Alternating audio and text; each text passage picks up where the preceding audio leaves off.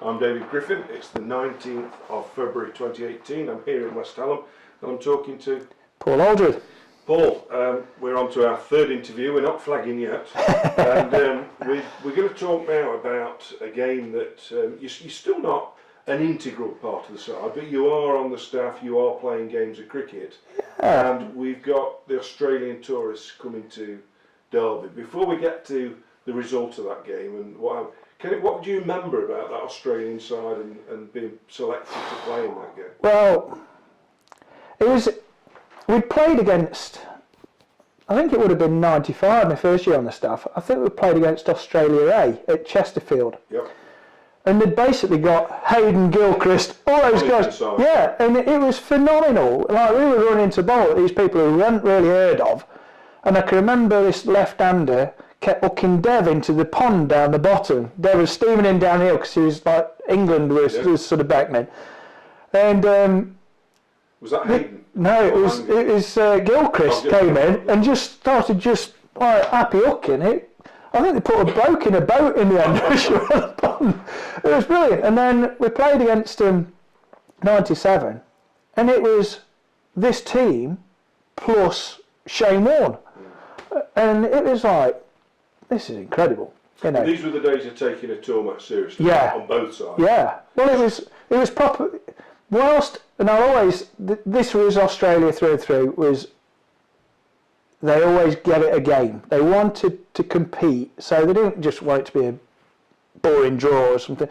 They wanted to farm it so it became a competition. But didn't England, my recollection is that England wanted the counties to put up a good side to give them a bit of stick. That's right. They wanted Derbyshire and other counties to play a good side, give them a go. And I think, from what I can remember, we had quite a strong team out, with the exception of people like myself brought in, and you know the ones that you're in and out a bit, you get a game out a game, and so there was myself, Deanie played, Andy Harris, so we were like the younger ones, and I can remember Chris Adams. I think he got reported. I think he was given out OB after he middled one. I think it went for 4 actually, if I remember right. And he got reported because he was like, he just blew up, which I couldn't blame him for, to be honest, because Grizzly was sort of just getting noticed with the England people, and it was a big thing, and I would imagine that frustration for him was incredible. But it was just a great feeling to. Just going back to that decision, he was giving out LBWs. I can remember it. But what was the umpire? Was the umpire saying it was pad and then he'd hit it, or? Yeah, I don't think he even thought he'd hit it, but it had gone for 4. Yeah. And Chris, I can remember Chris just standing there with his bat, and then remonstrating with the Aussies and going, "What are you doing?" And then I think he walked in. I can't remember where he hit the advertising hoarding or the door or something. I can remember something shattering. And then there was a bit of a kerfuffle about it, but I could understand his frustration really, because he was going all right. But just to see these people, you know, they got Kaspavic was playing, and it was just, these were great cricketers, and to be out on that field with them and compete, you know, that I think that's the biggest thing, is it's competing with them. And it sort of relates to how I was when I was going through the trialing, the second 11, when you get on the staff, is, as I mentioned earlier, baby steps. If you can compete against someone like that and you do all right, you might not come out, you know, covered in glory, but if you do all right, it's the next step. So it was always interesting, and in the world of Derbyshire Cricket Club as a bowler, when you've got the Corks, De Freitas and Malcolms, it was just, you know, try and take what opportunity you could take, really. Looking at that game, I mean, we said the Australians would play it tough and certainly wouldn't make any assumptions, but when they declared leaving Derbyshire to chase 397, which to this day is a record successful chase, what was your view in the dressing room? Was this something you could go for? Were you going for a draw? How did you look at it? I think it was like just as ever with Dino, because it was, that mentality of Dino was just positive in whatever you do. You know, we'll work to a plan. even bowling, you know, I can remember him saying at times through matches, we don't bowl bouncers. Unless we set a plan up, we don't do it. And it was very strict, but he let people express themselves in the way they played. So I just seem to remember everything positive. Look, let's get a good start here. We can do this. They're gonna give us a go, and it did, and we started well. And the key thing I remember is we were sort of breezing it at one point, and I went in, and Dino was still in, and I just got in. I thought, just give Dino the strike. So I can remember first ball, I got on the front foot and managed to prod on into covers, and and leg dicks. He got us drilled in between the wickets, and I thought, doddle this is. I'll just stay here with Dino, and we're all right. Well, he got out next ball, and I had panic stations then, and but somehow, you know, I can remember Andy Harris, AJ coming in, and we managed to squirm it along a little bit. And we sort of managed to just keep it going because we basically got Shane Warne bowling at us. Well, I was going to say, by the time you get to the moment of victory, there's you and Kevin Dean at the two Derbyshire-born players, but Shane Warne's already got 7 wickets. Yeah. So what was it like facing a bowler of his remarkable talent? It was probably the best bowler there's ever been. From my own personal point of view, because I'd sort of managed to stay there a bit, and I'd managed to get hold of Julian at her end, and I'd managed to nail him for a couple of fours, which sort of picked us up again. And my thoughts were, we can get him off in here, but you still got to survive. Yeah, but I ain't got a clue what Shane Warne's doing. So my whole thing was just try and just get something on Warne. That was it. I didn't want to go back in the crease or anything like that. Just get something on it. Did he talk to you? Did he say anything? Oh yeah, it was brilliant. Yeah, really good, and just a real fair competitor. That's what I found. And I was fortunate a few years later to spend some time with him in Australia when Michael Slater was there overseas. And there's many things about Warne that I think are fantastic. Not just the cricketing bit, but personal life things that he's done that people never report, which is a shame. But he was competitive. He was funny, you know. He'd have a bit of a chirp, but he was fair. And but it was just I can remember Deanie coming in, and I was saying to Deanie, just we're all right. We've just got to keep Warne out, but whatever you do, don't do anything stupid. Just stay with it. Right, okay. I think about second ball he faced, he nearly ran himself out. But we managed to get an overthrow off it, and then I think he managed to carve. I think he smacked Warne through leg side for 4. Then I think he sort of managed to hit one through covers for the winning runs, I think. But when he ran, I always remember my heart and mouth going, because I was just running the other end looking, going, no! But we won it, and it was just like, wow, this is unbelievable, this is. But the Aussies were great, they just, well-played guys, The career highlight, is that one you look back on as it must do, I suppose? Yeah, I mean, it was just it was an opportunity that not many people will get, and that's how I look at it. Whether, in my cricketing life, it would have been nice to have perhaps done better, but I had an opportunity that many would have loved to have had. You walked off at Lords and been cheered after you've taken wickets. You're at the crease when the winning runs are hit against the tour in Australia. There's plenty of Derbyshire players wouldn't mind that. Yeah, I mean, just amazing, really. And but. And then there's other moments that you remember just as much, and it's. I think until you sit down and actually think about it, there's moments where there's times that make you cry, there's times that make you laugh, and it's a wonderful life to have if you can go through the tough bits as well. But you're part of some really good stories as well. Well, you went through those tough bits. You did the apprenticeship in the second 11 as a trialist, etc. You then had those 4 years as a member of the first team squad, and and I hope you don't mind me saying, you got 47 wickets in those first 4 seasons. But then suddenly, in 1999, you took 50 wickets in 12 games at an average of 21. Now, if you did that today, people would be talking about England. And they would, because any young bowler who emerges like that, 50 wickets at 21, is instantly sort of catapulted into, well, this is an international. So where did that come from, Paul? Where did that golden spell, you got your county opportunity. Was it just opportunity. a chance to play? I'd truly say it was opportunity. Again, circumstance, I keep saying it, circumstance and opportunity. I was on last year of contract, and I thought, I'm in the twos. This is probably I've just got to work hard and see where it goes. Just as I always did, just get your head down, bowl your overs. So I was quite happy in the twos to be bowling 30 overs an innings. I was happy to do that. In my mind, the longer I was bowling, the better I was doing. So, but we played against Yorkshire in a 3-day and a 1-day in a twos game, and in the one day I was first, and I popped a rib, took a court and bowled and landed on the ball and popped a rib. Carried on playing.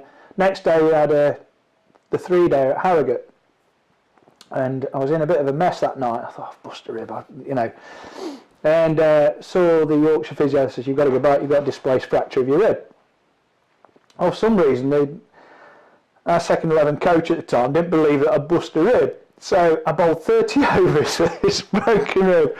And the day after I was done, it was back to Derby, hospital job.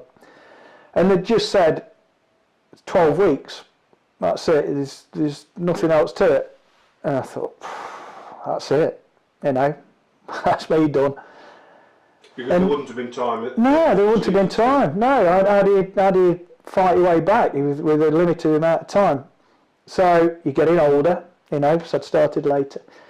And then opportunity. All the bowlers apart from Andy Harris were injured. This is a week after I broke my rib. So Michael Slater takes over as captain for the period, and I got on well with Slats, and after about a week and a half, I said, "Oh, we need you to bowl." I said, "I'm supposed to be out 12 weeks for this." And he said, "Do you reckon you can have a go?" So I went and had a bowl. I could bowl, but I was in a bit of a mess afterwards. And old physio Craig Ranson, I'm indebted to him for making me do it, but they said, "I'm going to give you another week and then go again." So 3 weeks into supposed 12 weeks, they've says, "Right, okay, you're playing. Here's your painkillers." So not these horse tablets, they're horrible. But so they're your painkillers. First game's at Lord's. So Slats and I, as we always do, went to have a couple of beers at night over at the Cooper's Arms, because I was over at Weston-on-Trent and he loved it in there. So we had a few beers, and the last thing I can remember saying to Slatsy was, "Slats, I've never had a 5-foot. I just want to have a bit of a stint in a bowl and just have a go, and I can't quite get the field settings that I want, because I've always had to go in and do a job from the wrong end, or, because you've got all the international bowlers, but it's an opportunity, and I just want to give it a go." And he says, "Well, you'll be opening the bowling for the foreseeable future. You can have what field you want as long as you're bowling, okay? We're going to have some fun." I went, "Right, okay." Went to Lord's, got a nice little 4 for first time back. Brilliant. Next game was against Somerset at Derby. So against Pete Bowler, because everyone wants to do well against Pete. And once again, we're in the Coopers a couple of nights before. Slats, all I want to do is get a 5-for. I want a 5-for here. I had a couple of 3-fors, but I want a 5-for. It's going to happen this game. Got a 5-for. And it just kept going like that. And it was just 5, didn't you? Yeah. Yeah, and it kept going. And it was just surreal. I was just going out, having a beer at night, feet up, come to the ground next day, run in and open the bowl in, run in a bowl, and I was competing and over-competing against the Hicks, against the Flintoffs, and it was, and when I look back, I'd never had that opportunity in the first team. In the second team, I opened the bowl in, run up. I'd grown up in club cricket, learning to use a new ball, swing it around. I didn't get that opportunity. I was always like uphill, wind wrong direction, you know, you've got to do a job while the others have a rest, and that was it. The nature of it, I accepted that. But the time had come where all of a sudden I was opening the bowl in for Derbyshire with a brand spanking new ball from the end I wanted.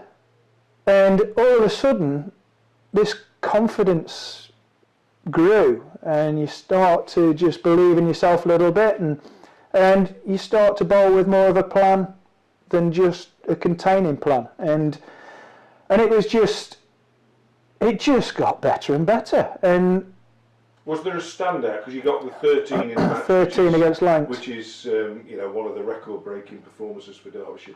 I think you got 6 or 7 in the next game at Trent Bridge. Yeah. I remember you getting 8 in the match at Kidderminster when you won. You took 6 for 81, and I always thought that was your. I enjoyed Kidderminster. Yeah. I enjoyed. Not a good pitch for seam bowlers, really, was it? No, it was a batter's trap, but it hooped around. I can remember getting Hick, and I was turning him round, and it was just swinging really late, and it was a period, and you listen to sportsmen in any sport, and it fascinates me. I know, you know, watching the Winter Olympics, they often say everyone has one moment, and even the great players' moments spread, but even in the heights, they'll have one moment, and that year was my moment. And Kidderminster, yeah, I mean, I just bowled beautifully, and it was like I got it on a string, really. And I felt, the feeling of it